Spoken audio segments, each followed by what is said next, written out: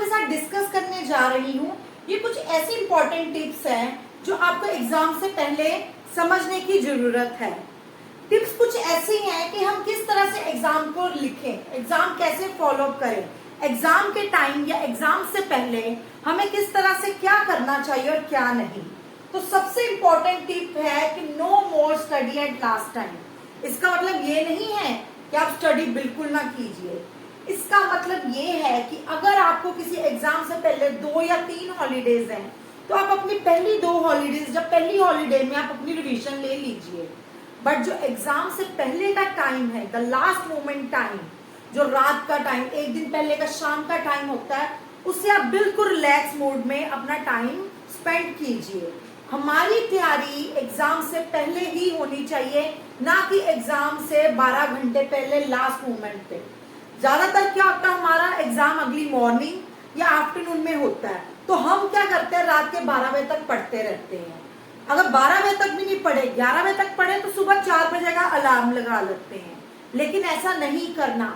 इस तरह से करने से हम ज्यादा ही टेंशन में आ जाते हैं, ज्यादा ही डिप्रेस्ड हो जाते हैं, और डिप्रेस्ड और टेंशन में किया गया काम हमेशा खराब जाता है। तो इसलिए जो भी आपने अपनी रिवीजन करनी है या अपना लर्न करना है, वो अपनी फर्स्ट प्रायोरिटी के टाइम पे, जो आपको टाइम स्टार्टिंग में दिया गया है, उसमें ही रिवाइज कर लीजिए, ना कि 12-13 घंटे पहले उसको अच्छे से क्रैम या अच्छे से लर्न करने की कोशिश कीजिए। हमने कोई भी ऐसा काम नहीं करना जो हमें एग्जाम के टाइम में स्ट्रेस दे, या हम एकदम से डिप्रेस्ड हो जाएं कि मेरे को ये आता है कि नहीं आता, ये करूं कि ना करूं। ज्यादातर क्या देखा होता है, जो टॉपर्स होते हैं, टॉपर्स पूरा साल पढ़ते हैं, लास्ट मोमेंट में भी वो क्या करते हैं, पढ़ते हैं। बट जब एक रात पहले, एक शाम पहले वो क्या करते हैं, बिल्कुल रिलीव और रिलैक्स हो जाते हैं कि अब हमारा पूरा हो चुका है सिलेबस, अब हम और स्ट्रेस नहीं लेंगे। जो भी हमारी स्ट्रांगनेस है, हमारा जो स्ट्रेस है, जो भी है, कल एग्जाम के टाइम हम दिखाएंगे। उसी तरह हमने भी क्या करना है कि पहले ही अपनी रिवीजन कर लेनी है जो हमारे पास टाइम होगा, ना कि हमने 12-14 घंटे पहले टेंशन लेनी है। नेक्स्ट है SMNR। इसको मैंने शॉर्ट फॉर्म में लिया है, SMNR, बट इसकी फुल फॉर्म क्या है मैं आपको समझाऊंगी। फुल फॉर्म है sleep, meditation, nutrition and revise.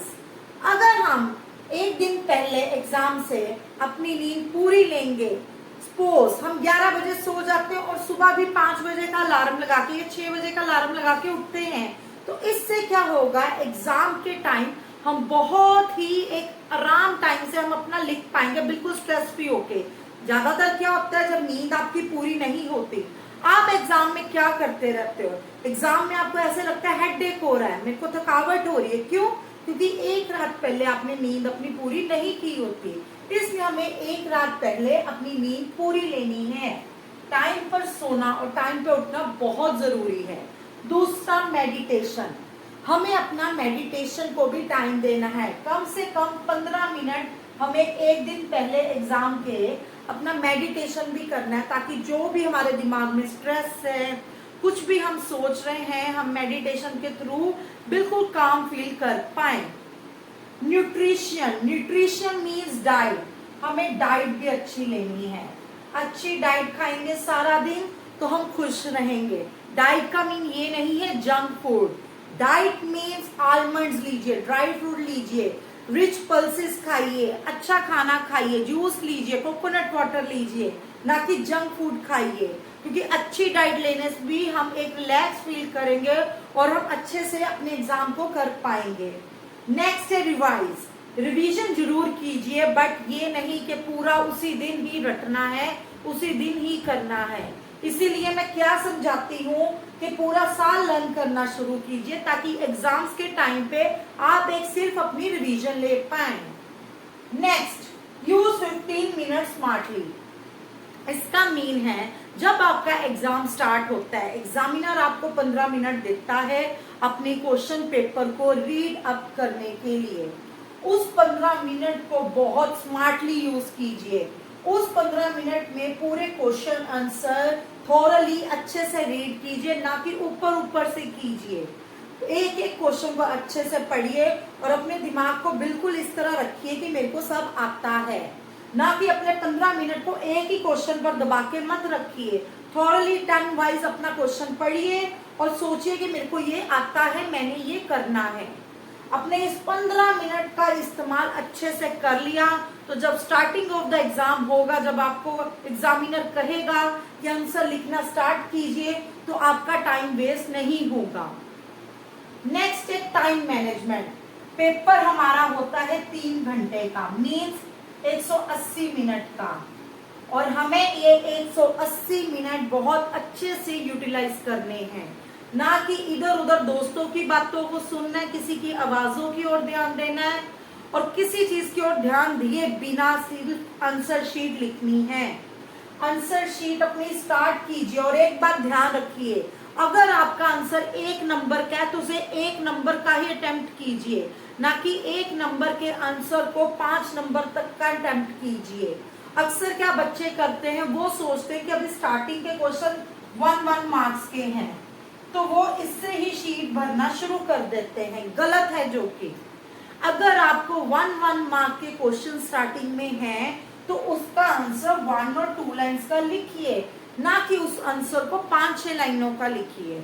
हम अक्सर करते हैं कि 6 या 10 क्वेश्चन अगर हमें 1 नंबर या 2 नंबर के हैं, हम उस आंसर को इतना एलैबोरेट कर देते हैं कि जब हम अपनी घड़ी देखते हैं तो टाइम देखते हैं, ओ गॉड 1 घंटा रह गया। क्यों? 1 नंबर के क्वेश्चन को 1-2 लाइनों में क्यों नहीं हम कर सकते? आपको हमेशा 1 मार्क के क्वेश्चन को सिर्फ 2 लाइनों तक लिखना है और 1 मार्क के क्वेश्चन को आपने सिर्फ 2 मिनट का टाइम देना है, इससे ज्यादा टाइम मत लगाइए। और जब आपका बड़ा क्वेश्चन आएगा 3 मार्क्स 5 मार्क्स, एटलीस्ट 3 मार्क्स और 5 मार्क्स के आंसर के लिए अपना टाइम बचा के रखिए।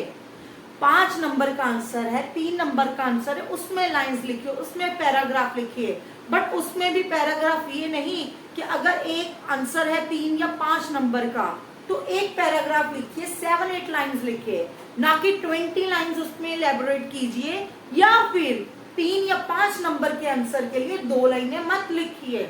एग्जामिनर जो होता है, जो हमारी आंसर शीट भी चेक करेगा, वो भी देखेगा कि 1 नंबर के आंसर के लिए इसने 10 लाइनें लिख दी और जो 5 नंबर का आंसर था उसको 1 लाइन में लिख लिया। इंप्रेशन पढ़ते ही वो आपका क्रॉस चेक करेगा, मार्क्स डिडक्ट कर देगा 5 मार्क्स वाले आंसर में। इसलिए 1 मार्क के क्वेश्चन को 1 मार्क की तरह अटेम्प्ट कीजिए और 5 मार्क के क्वेश्चन को 5 मार्क्स की तरह अटेम्प्ट कीजिए, तभी हम टाइम मैनेजमेंट कर पाएंगे, अपना 3 घंटे में अपना पूरा एग्जाम का कोटा पूरा कर पाएंगे।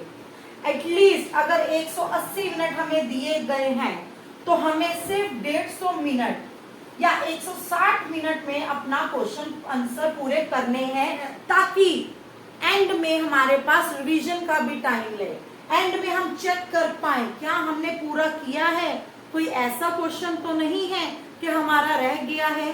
अगर हम वो ही अपना टाइम 175 मिनट या 180 minute end of the time में हम अपना पूरा करेंगे आंसर शीट, तो हमारे पास रिवीजन कब रहेगी?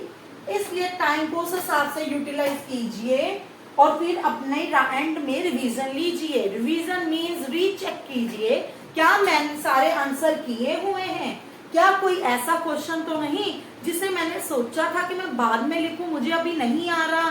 So please please please time management फंडा को दिमाग में लेके चलिए। नेक्स्ट है काम और सेल्फ कंपोज्ड, मीन्स अपने आप पे एक विश्वास रखना और बिल्कुल कूल रहना कि जो पेपर मेरे को दिया जाएगा मैं कर लूं, मैं करके ही आऊं। अपने आप को मॉर्निंग तक और एग्जाम देखते वक्त अपने आप को टोटली काम रखना है। ज्यादातर बच्चे क्या करते हैं, एग्जाम शीट देखी नहीं, टेंशन में आ गए, जो याद था 70-80 नंबर का वो भी सारा डिस्ट्रॉय हो गया। अब क्या उसका हल है? उसका हल यही है कि अपने आप को काम रखना, अपने आप को ये देखना कि हाँ मुझे आता है, मैंने करना है, मैं क्यों नहीं कर सकता, मुझे सब पता है। ना कि स्ट्रेस लेना। स्ट्रेस एक सबसे बड़ी बीमारी है, जब भी हम स्ट्रेस या टेंशन लेते हैं आता हुआ काम भी हमारा बिगड़ जाता है। सो मेरा मेन मोटिव यही है कि आप इन फंडामेंटल इन टिप्स को आप जरूर यूज कीजिए, ताकि आप 90% अगर आप स्कोर कर रहे थे तो 90% से 95% अचीव कर पाओ, 90 से 95 की रेशियो में आप आ जाओ। अगर आप 80 सोच रहे तो 90 लो, जितना सोचा उससे ज्यादा लो, ना कि उससे कम लो। सो प्लीज थोरली इन चीजों को आप अंडरस्टैंड कीजिए, क्योंकि ऐसी टिप्स को फॉलो अप करने से ही, ऐसी टिप्स को इनहेरिट करने से ही आप अपने एग्जाम के टाइम बिल्कुल अच्छा परफॉर्म कर पाओगे और नेट शेल अच्छा रिजल्ट गेन कर पाओगे। Thank you.